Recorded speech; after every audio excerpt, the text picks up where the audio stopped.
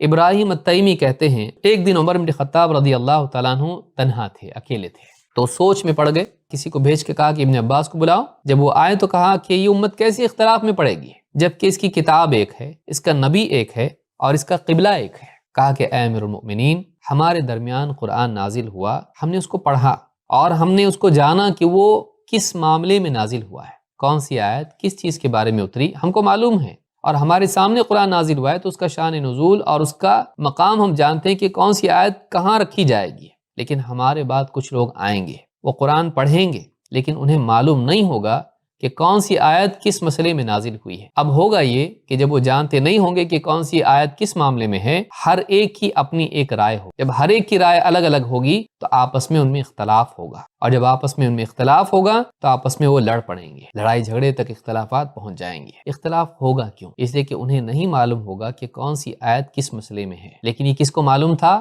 صحابہ کو معلوم ہوا کہ ہمارے لیے اس اختلاف سے اور اس اختتال سے، اس آپس کی لڑائی جھگڑوں سے بچنے کے لیے ضروری ہے کہ ہم سلف کی طرف رجوع کریں، اور یہی بات اللہ کے نبی صلی اللہ علیہ وسلم کی حدیث سے بھی معلوم ہوتی ہے کہ بعد میں اختلافات ہوں گے، تمہارے لیے میری سنت اور خلفائے راشدین کی سنت کی طرف رجوع ضروری ہے۔ تو اس روایت سے بات معلوم ہوتی ہے کہ بعد کے دور میں لوگ آئیں گے، ان کے سامنے متن ہوگا قرآن کا، لیکن کون سی آیت کس معاملے میں ہے ان کو معلوم نہیں ہوگا، وہ یہاں کی چیز کہیں بھی فٹ کر دیں گے، کوئی بھی آیت اس سے کچھ بھی مطلب لینا شروع کریں گے اور گمراہ ہو جائیں گے۔ ظاہر بات ہے جب عقلیں الگ الگ ہیں، اس کو یہ سمجھے گا، اس کو وہ سمجھے گا، اس کو وہ سمجھے گا، اور پھر سب آپس میں اختلاف رائے کی وجہ سے لڑنے والے بن جائیں گے۔ سلف کے فہم سے محرومی